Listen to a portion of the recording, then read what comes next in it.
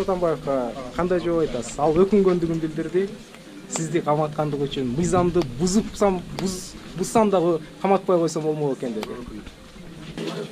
Бул суроого жооп бергим келбейт эле, бирок ошентсе дагы өзүмдүн версиямды айтып коеюн да. Көпчүлүгү ойлоду Алмаз Атамбаев каматып койгонуна өкүндү деп. Мен башкача түшүндүм. Алмаз Шаршенович мындай деди.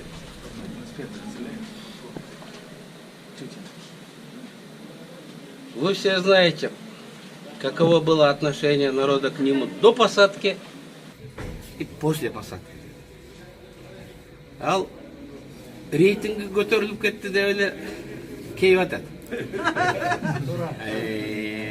Алмаз Шаршенович Текебаевди түрмөгө отургузбай, Сайлановдай кылып, Чудиновдай кылып, Ташиевдай кылып, соттоп бирок отургузбай штраф салып, чыгарып эле койсок, рейтинги авторитети түшмөк. Бирок элдин аябысына ошондон улам колдоосуна ээ болбой калмак эле деп мага өкүнгөндөй болду да, мындай ошого. Бирок тагдыр өзүнчө чечет эмеспи. Кандай болсо ошондой болду. Мына бул жерде отурган философ, биздин саясатчы байкелерибиз, Бек Шишенбаев, Осмон Акынбаевич баары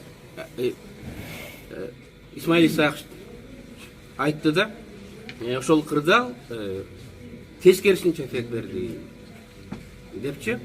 Бүт мамлекеттик ресурс, массалык маалымат каражатта күч органдары жөн эле баса калып, бир биштин уйпалап, эреже сактабай жасап атканда эл адилет туура эмес болуп аткан жака колдоо көргөзөт.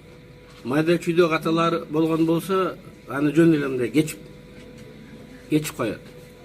Анан ошондой бир коомдук пикирди трансформация кылып түп тамырынан өзгөрткөн ошол окуяны ушул Атамбаев жасады.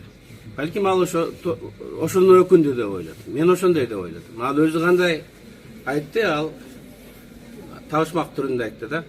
Ал табышмак түрүндө айтты, мен ушундай чечмеледим.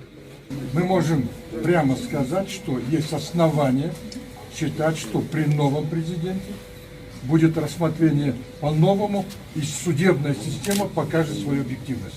Вот такой вывод можно было сделать.